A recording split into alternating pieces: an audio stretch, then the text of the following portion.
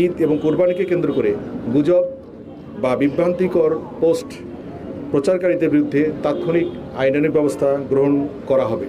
গুরুত্বপূর্ণ এলাকাসমূহে নিরাপত্তা নিশ্চিত করতে চেকপোস্ট পরিচালনা করছে।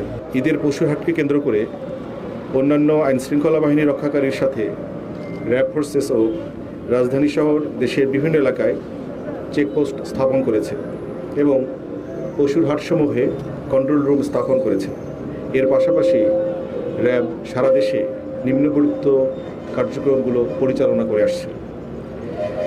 নিরাপদে গবাদি পশু হাটসমূহে নিয়ে যাওয়া নিশ্চিত করতে ব্যাটালিয়নসমূহ তাদের নিজস্ব দায়িত্বপূর্ণ এলাকায় রোবাস্ট পেট্রোলিং পরিচালনা করছে। এছাড়াও ঝুঁকিপূর্ণ গুরুত্বপূর্ণ এলাকাসমূহে নিরাপত্তা নিশ্চিত করতে চেকপোস্ট পরিচালনা করছে।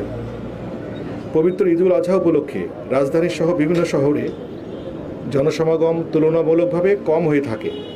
সেই জন্য পশু ব্যবসায়ীদের কাছ থেকে পশু বিক্রির টাকা ছিনতাইয়ের মতো ঘটনার প্রতিরোধে র্যাব কার্যকরী ব্যবস্থা গ্রহণ করেছে। এই পরিস্থিতি মোকাবেলায় তাদের নিরাপত্তা চৌকির সংখ্যা এবং টহল সংখ্যা বৃদ্ধি করা হয়েছে। কোরবানির পশুর হাটে ক্রেতাদের ভোগান্তি রোধে কন্ট্রোল রুম এবং ওয়াচ টাওয়ার স্থাপন করা হয়েছে। পাশাপাশি নগদ লেনদেন পরিহার করে ক্যাশলেস বা কার্ডের মাধ্যমে মূল্য পরিশোধে উৎসাহিত করা হচ্ছে।